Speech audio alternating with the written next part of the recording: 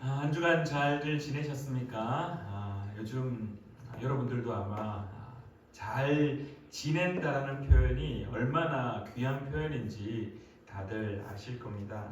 잘 지냈냐라고 인사하기가 사실 지금 눈에 보이는 저희 교회 성도님들의 일거수일투족 제가 다 알 수는 없지만은 잘 지낸다라는 것이 얼마나 귀한 것인지 요즘 뉴스를 통하여서 볼 때마다 세상 또 많은 것들을 느끼고 있습니다.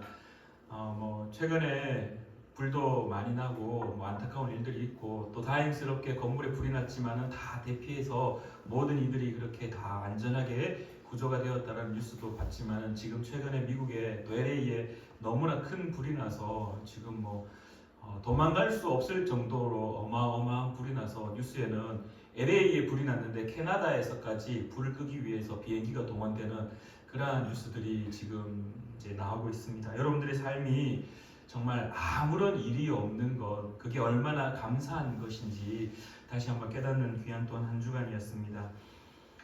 지난주는 이제 우리가 신년 첫째 주일로 그렇게 예배를 드렸습니다. 그리고 지난 1월 6일이 주현절, 교회력으로 주현절이라고 예수 그리스도께서 이렇게 세상 가운데 이제 나타나심에 대해서 기억을 하고 기념하는 귀한 주일이었습니다. 오늘은 교회력으로 주님 수세 주일입니다. 그래서 오늘 우리가 읽었던 본문 말씀처럼 예수님께서 이제 세례자 요한에게 요단강으로 가서 세례자 요한에게 세례를 받는 그러한 날을 기억하고 기념하는 그러한 주일인데요. 그래서 오늘 이 예수님께서 세례를 받는 장면, 그 말씀을 우리가 함께 묵상을 하면서 그 가운데서 허락하신 하나님의 은혜를 함께 좀 나누고자 합니다. 여러분들, 제가 질문 한 가지 드리고 시작하고자 합니다. 다 세례 받으셨죠? 저희 푸른나무 교회 성도님들은 지금 세례를 안 받으신 분들이 없습니다. 저희 다민이도 제가 사역을 하고 있어서 제가 직접 세례를 베풀지는 못했지만은 이제 다민이 할아버지에게 이렇게 이제 성주에 계실 때 할아버지 교회에 가서 그 할아버지에게 유아 세례를 받았습니다. 그래서 아마 은준이도 세례를 다 받았고 해서 저희 교회 성찬 예식할 때는 다 같이 함께 참여해서 제가 지난번 이제 교회 목사님들하고 이렇게 만나서 이런저런 이야기를 나눌 때 교회에서 그 세례를 성찬식을 할 때 그 음료를 무엇으로 하냐 이런 이야기가 막 나와가지고 그분 이제 다른 목사님 한 분이 자기들은 담금주를 한다라고 그렇게 이야기를 하더라고요. 그래서 담금주면은 알코올이 없습니까? 라고 물으니까 알코올이 있다라는 겁니다. 그래서 이렇게 심한 정도의 그런 건 아니지만 그래도 미세하게 아마 알코올이 있는 것 같다. 마시고 나면 이렇게 얼굴이 확 달아오른다 그런 이야기를 얼핏 하시더라고요. 그래서 그 교회는 그러면은 아이들은 성찬에 참여하지 않습니까? 그러니까 아이들은 따로 이렇게 한다라고 그런 이야기를 하면서 저희 보고 묻더라고요. 최 목사 교회는 이제 성찬 예식할 때 어떻게 하느냐라고 묻길래 저희는 어린아이부터 다 같이 한 자리에서 같이 다 참석합니다. 그러면은 어떻게 준비하느냐? 모 권사님께서 이렇게 그 포도즙을 주셔서 그 포도즙으로 할 때도 있고 그 포도즙이 없을 때에는 아침에 주스, 포도 100%그 음료를 사가지고 그 음료를 가지고 준비해서 그렇게 한다라고 이야기하니까 우리도 한번 그렇게 해봐야 되겠다. 그러면서 막 이런저런 이야기를 했었는데요. 그러면서 이제 세례에 대한 이야기가 막 이렇게 나왔습니다. 아이들이 받는 세례가 맞느냐? 아무것도 신앙 고백을 할 수 없는 아이들이 그렇게 어른들이 받는 그 세례의 자리에 가서 할 수 있는 게 맞냐? 이런 이야기부터 시작해서 이런저런 이야기가 막 많이 주고받아졌습니다. 여러분들은 세례를 다 받아서 지금 성찬 예식을 함께 다 동참하시고 계시는데요.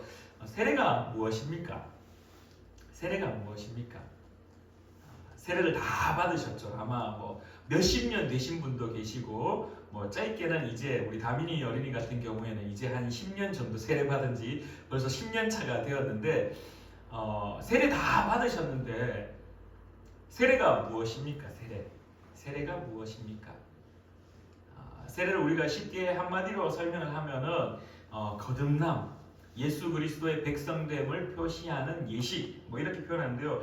제가 그래서 사전에는 이 세례를 어떻게 표현하는가 제가 한번 찾아봤습니다. 우리가 일상적으로 알고 있는 그냥 기본적으로 알고 있는 그런 것들 포함해서 이 사전적 의미는 어떻게 표현하는가 한번 제가 보니까 기독교인으로 입문하는 사람이 과거의 자신을 버리고 새롭게 태어나는 과정이고 기독교인 자격을 확인하는 예식이다 라고 정의를 내리고 있고, 또 다른 사전에는 육체는 죽고 그리스도 안에서 다시 태어남을 상징하는 의식인데 새 신자들은 세례를 통하여 교회의 정식 구성원이 된다라고 정의를 내리고 있습니다. 그래서 이 세례라는 것에 사전적 의미뿐만 아니라 우리 교회 안에서도 내리는 이제 두 가지의 정의가 있는데요. 첫 번째 정의는 옛 사람을 버리고 새 사람이 되는 것, 옛 것을 다 포기하고 새 것이 되는 것, 새로운 피조물이 되는 것. 그 두 번째는 이제 공식적으로 하나님의 백성입니다라는 것을 많은 이들 앞에 또 함께하는 공동체 앞에 공식적으로 선포하고 선언하는 예식, 이게 세례라고 정의를 내릴 수 있습니다. 그래서 많은 사람들이 우리에게 세례가 무엇입니까? 라고 물었을 때 거듭남, 믿는 어떤 형식, 예수 그리스도를 영접하였을 때 한 예식, 다 좋죠. 다 좋지만 한마디로 표현을 하자라면 첫 번째는 옛 사람을 버리고 새 사람이 되는 예식.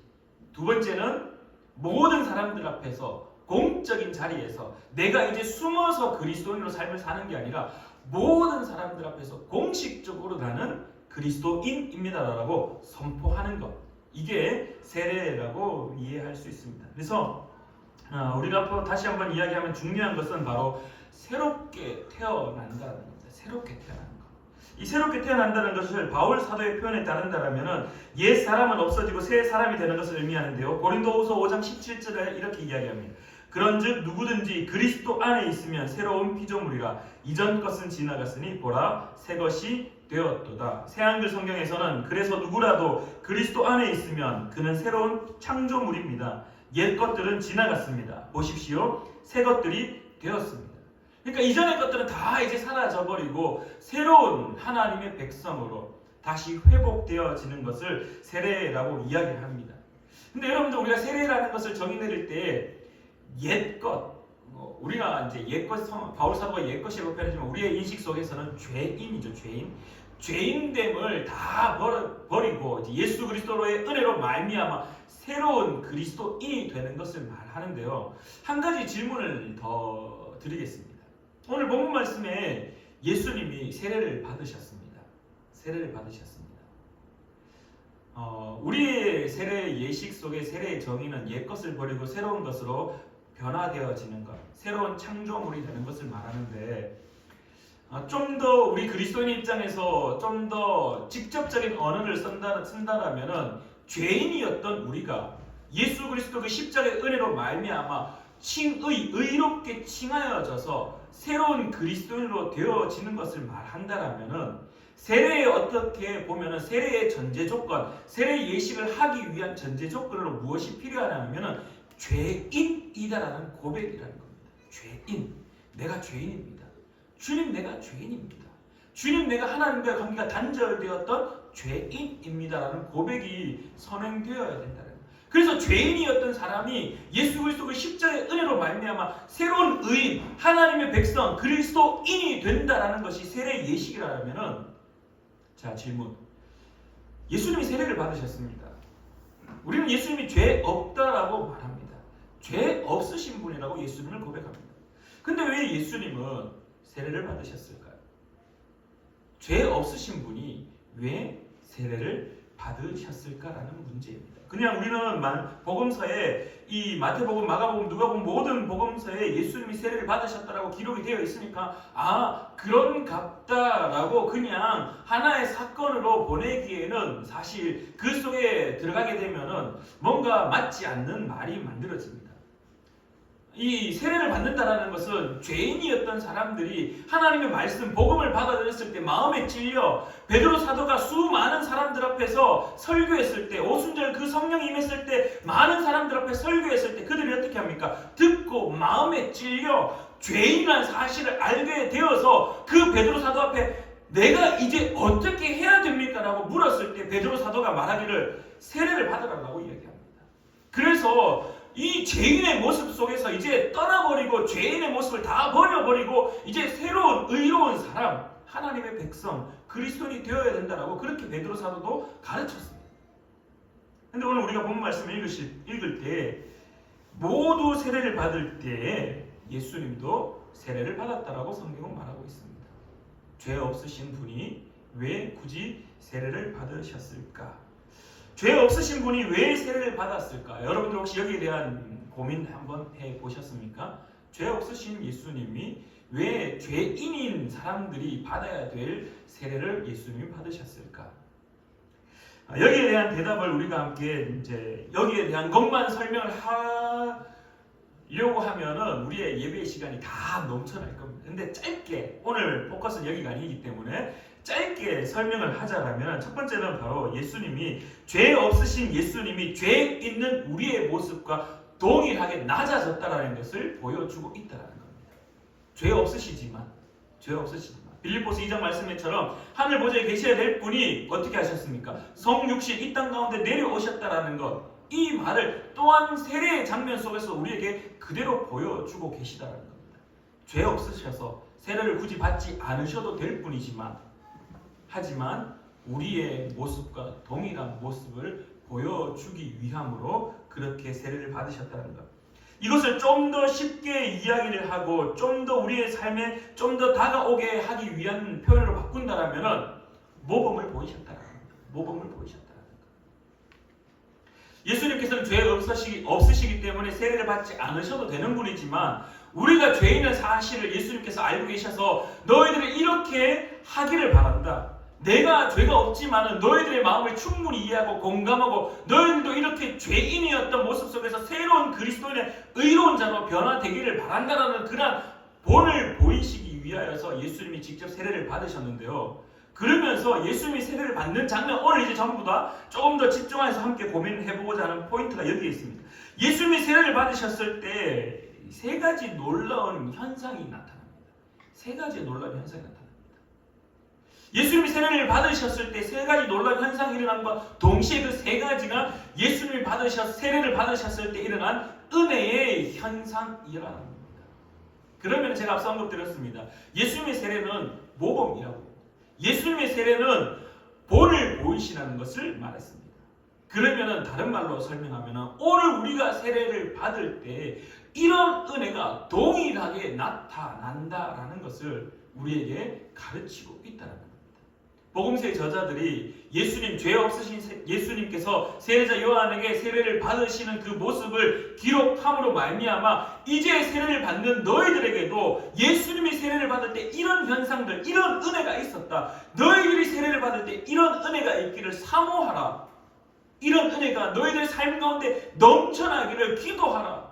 너희들의 삶 가운데 이런 은혜가 있기를 간절히 구한다라는 그런 모습을 오늘 우리에게 말씀하고 계시다라는 겁니다. 그래서 첫 번째로 우리가 나눌 것은, 첫 번째 예수님이 세례를 받으셨을 때 일어나는 현상이 새한글 성경에서 이렇게 표현합니다.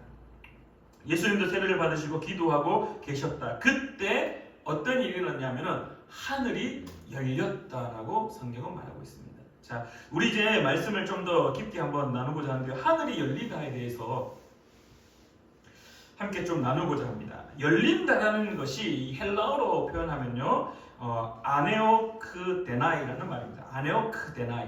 아네오크데나이라는 말인데 이 말의 원형이 뭐냐면은 아노이고라는 말입니다. 아노이고. 근데 이 아노이고가 열린다.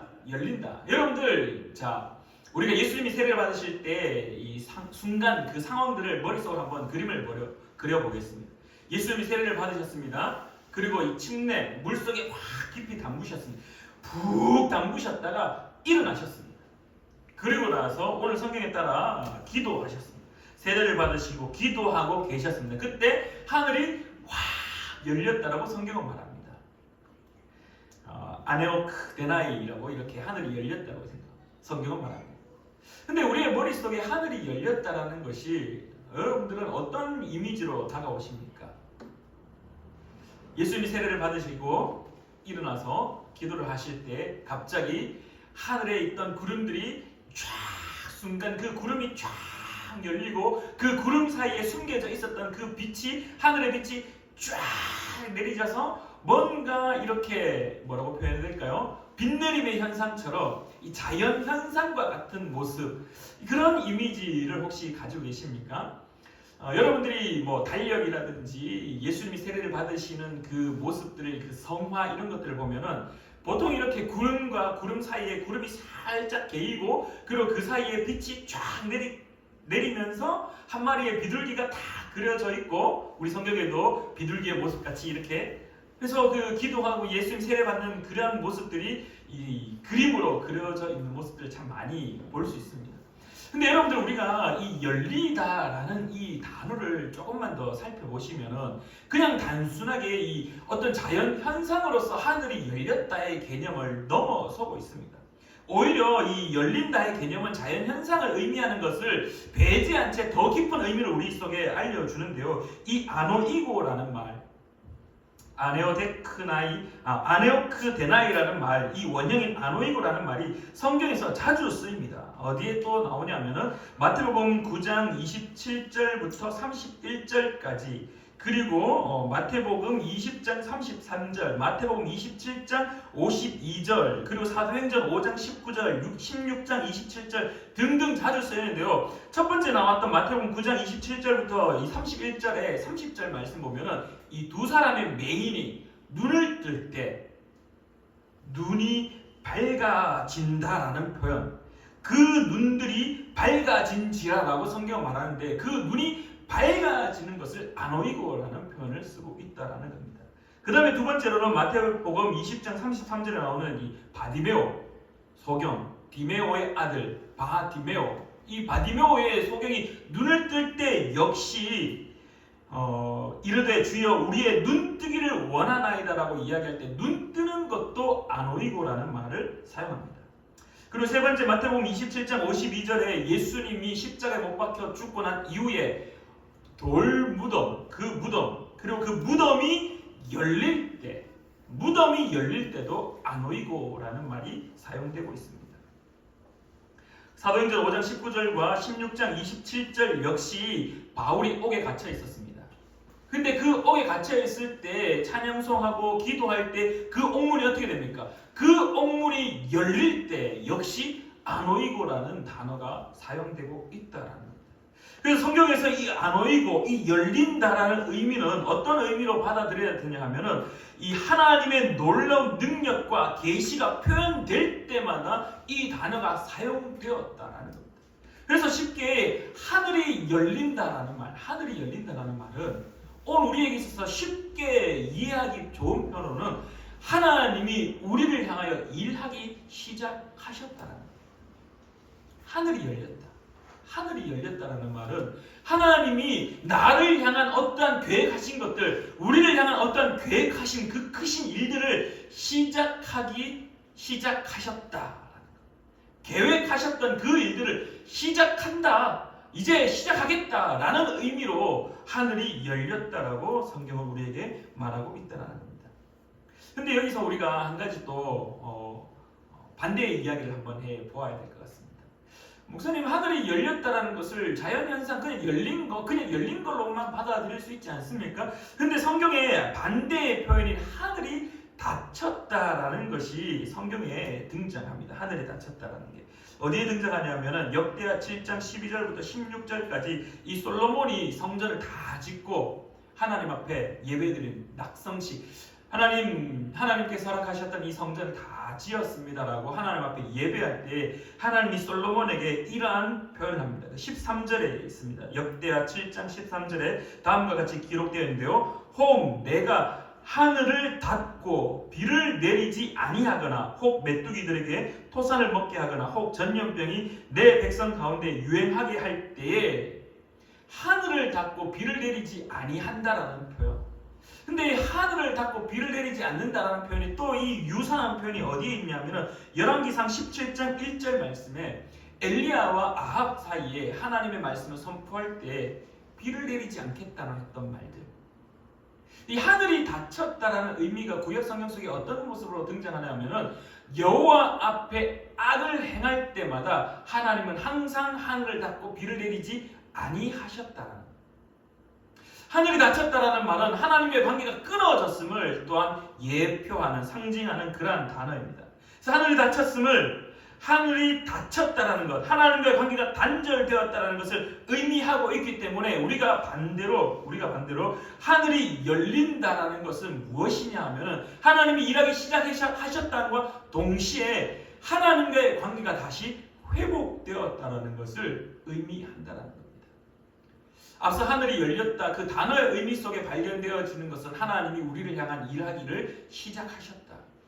하나님이 우리를 향한 그 계획하심들, 이제 그 계획하신 그 일들을 시작하기로 마음먹고 이제 작정하신 그 일들을 시작하셨다는 것. 그리고 두 번째 의미는 하나님과의 끊어졌던 그 관계가 다시 회복되어졌다라는 것. 그것이 하늘이 열린다의 의미라는 것입니다. 그래서 우리가 세례를 받을 때 어떤 일이 일어났냐? 예수님이 세례를 받을 때도 마찬가지, 오늘 우리가 세례를 받았을 때에도 동일하게 이런 은혜가 있었습니다. 어떤 은혜? 하나님이 우리를 향한 계획하신 그 큰 일들을 시작하셨다는 것. 믿으십니까? 믿으십니까? 이게 세례가 우리에게 주어지는 놀라운 은혜라는 것입니다.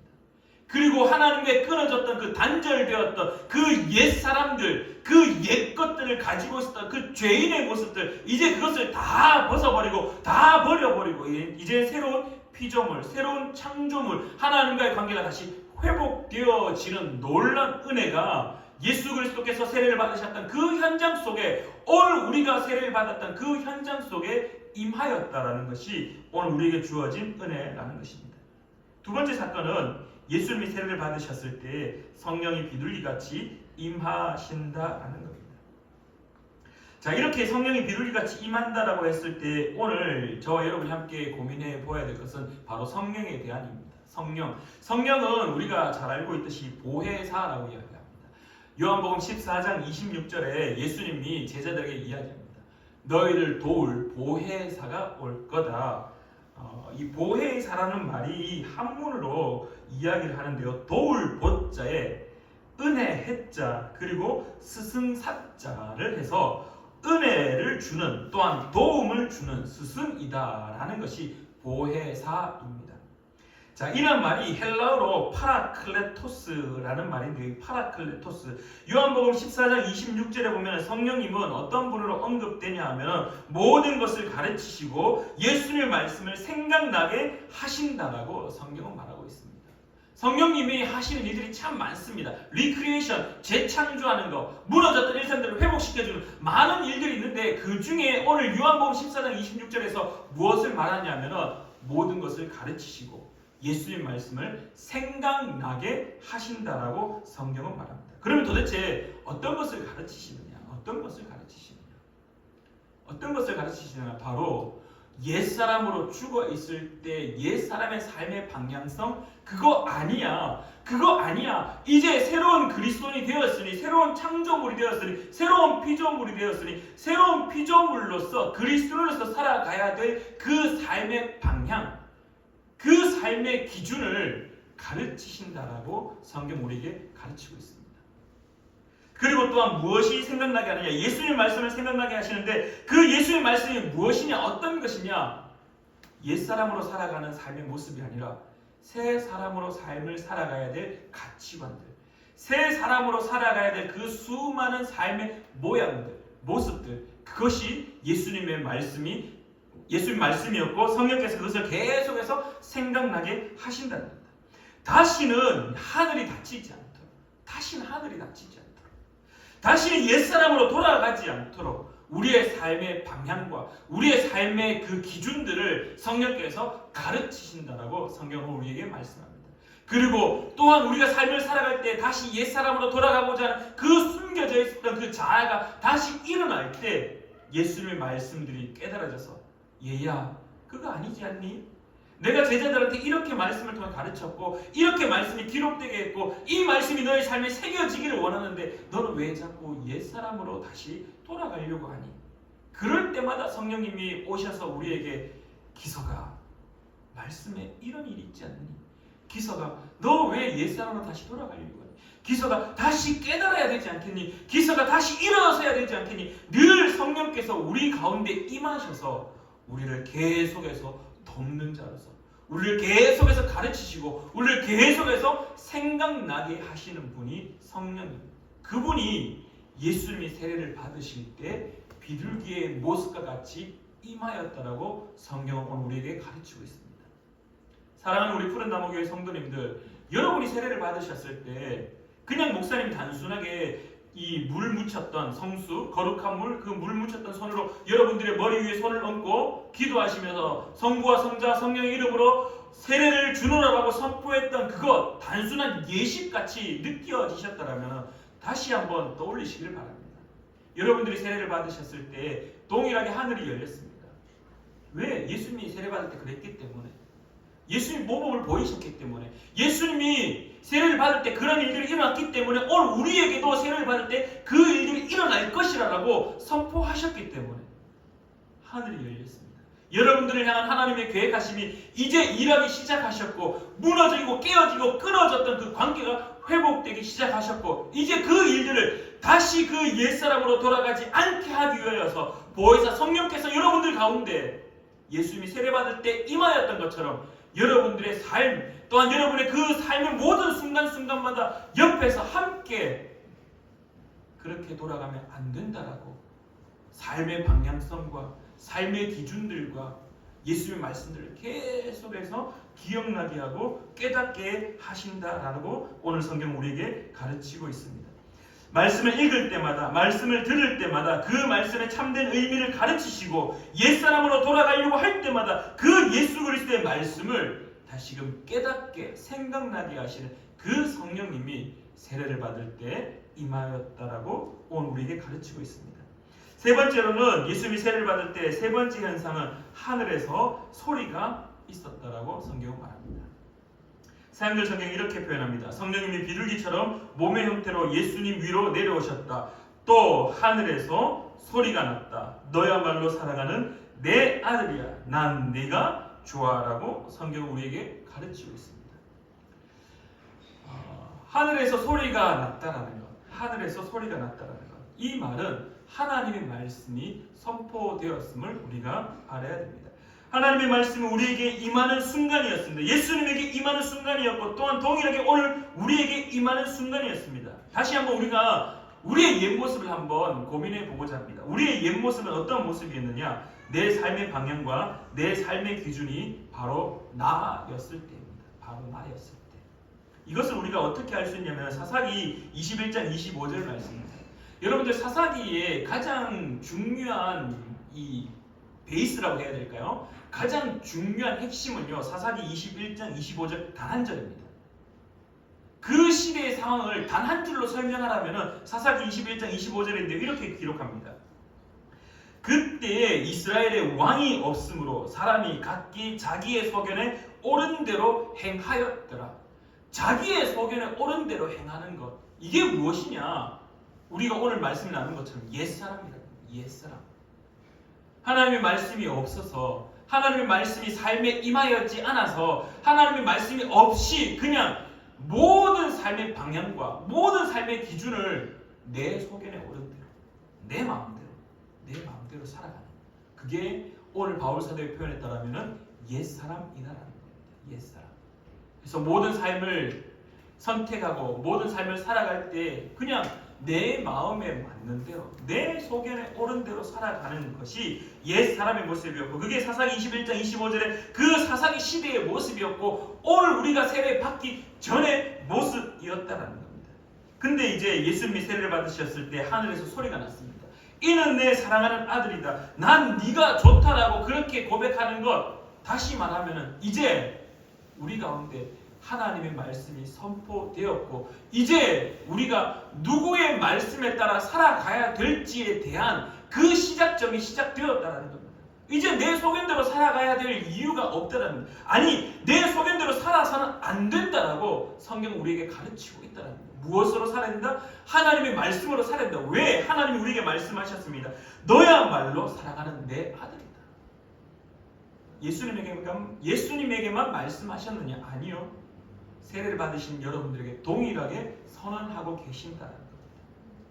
사랑하는 여러분들, 오늘 주님께서 세례를 받으실 때 하나님께서 너야말로 내 사랑하는 아들이라고 말씀하셨다는 그 음성이 여러분이 세례를 받으셨을 때에도 모든 공적 자리, 그 모든 그리스도인들 앞에서 공공연하게 공식적으로 선언되었습니다.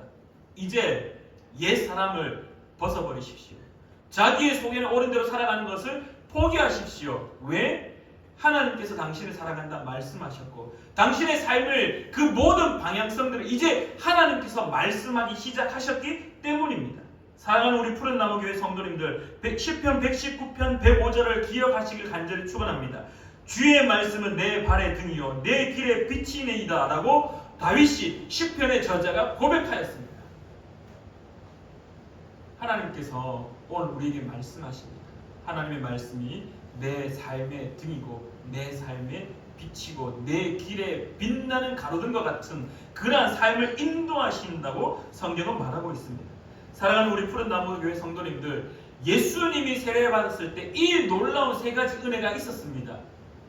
그건 예수님의 것이라고 말하기에는 복음서의 저자들이 분명한 이유가 있기에 이 말씀을 기록하였지 않았을까요? 예수님이 죄 없으신 분인데 왜 세례를 받으셨을까? 분명한 목적이 있었을 겁니다. 무엇입니까? 예수님이 세례를 받으실 때 이런 일들이 있었다. 동일하게 너희들이 세례를 받을 때 이런 일들이 있을 것이다. 사랑하는 우리 푸른나무 교회 성도님들 기억하시길 간절히 축원합니다. 제가 청소년 사역할 때 세례 교육을 좀 했었습니다. 아이들과 함께 계속 고민하고 말씀 나누고 사도신경 외우고 주기도문 외우고 함께 말씀을 나누며 세례에 대한 교육을 할 때마다 저는 항상 아이들에게 그런 이야기를 합니다. 얘들아, 너희들 세례 받는 거 그냥 목사님이 물 묻은 손으로 그냥 쭉 얹어서 머리에 물이 쭉 떨어지는 거 보고 킥킥킥 대고 웃고 뭐 그럴 수도 있지. 그 시절에는 뭐 그냥 지나가는 사람만 봐도 웃길 때니까 그럴 수 있지. 근데 너희들이 세례를 받을 때 한 가지 기억해야 되는 것이 있어. 예수님이 세례 받을 때 이런 일들이 있었어. 너희들에게 이런 일이 일어나기를 간절히 바란다라고 가르쳤습니다. 사랑하는 우리 푸른 나무교회 성도님들, 옛 기억들을 되살려 보시길 간절히 바랍니다. 여러분들이 세례를 받을 때 아무 일도 없는 것 같았습니까? 아니요, 그렇지 않습니다. 여러분들이 세례를 받으셨을 때도 동일하게 예수님이 세례 받았을 그 놀라운 은혜가 임하였다라는 겁니다. 그렇기에 지금 이 자리까지 여러분이 살아갈 수 있다는 겁니다.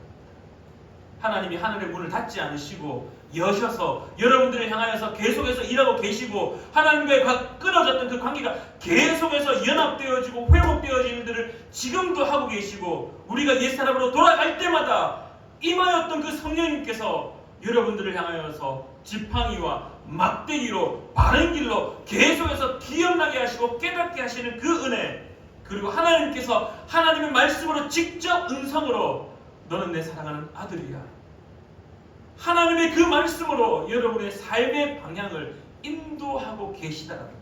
그렇기에 여러분들이 지금도 그리스도인의 삶을 살아가고 있다는 것입니다.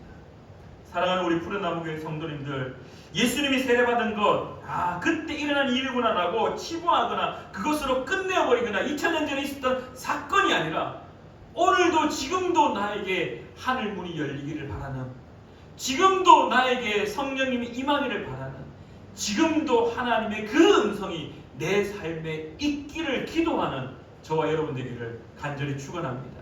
기도하겠습니다. 참 좋으신 하나님 아버지, 은혜를 진실로 감사드립니다.